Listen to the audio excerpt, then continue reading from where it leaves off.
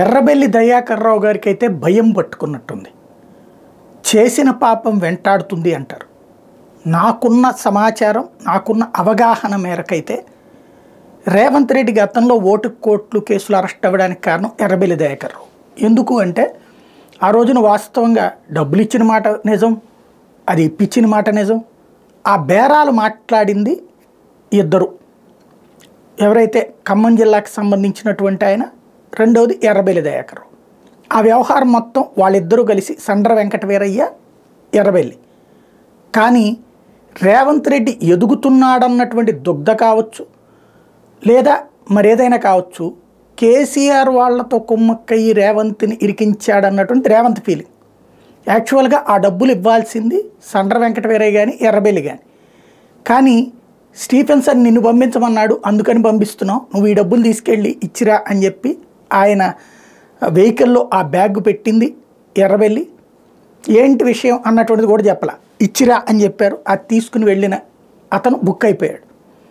వాస్తవంగా అది ఎర్రబెల్లి కేసీఆర్ తరపున కోవర్ట్ ఆపరేషన్ చేశారా, లేకపోతే రేవంత్ని అడ్డు తొలగించుకోవడానికి కేసీఆర్కి ఉప్పందించాడా అన్నది తెలియదు. మొత్తం మీద జరిగింది అది.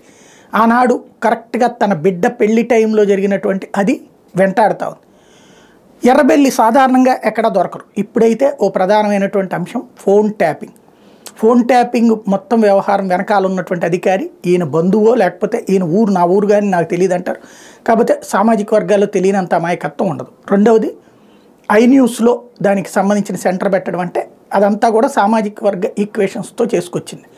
కాబట్టి ఎర్రబెల్లిని ఎట్లయినా తనని జైల్లో పెట్టించింది ఎర్రబెల్లి కాబట్టి రేవంత్ రెడ్డికి ఇది దొరికింది కాబట్టి ఆప్షన్ పెట్టిస్తారని భయపడుతున్నట్టు కనబడుతోంది.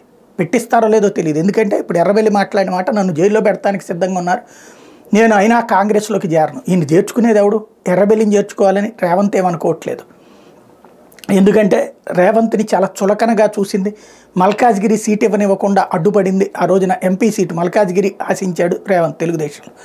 మల్లారెడ్డి అడ్డుపడ్డాడు. ఇటు ఈయన మల్లారెడ్డికి మన భూములకి దెబ్బ కొట్టాడు రేవంత్ అధికారంలోకి వచ్చాక. ఇప్పుడు ఎర్రబెల్లికి లీగల్గా దెబ్బ కొట్టడానికి, చట్ట ప్రకారం దెబ్బ కొట్టడానికి సిద్ధపడుతున్నట్టు నాకు అనిపిస్తున్నది.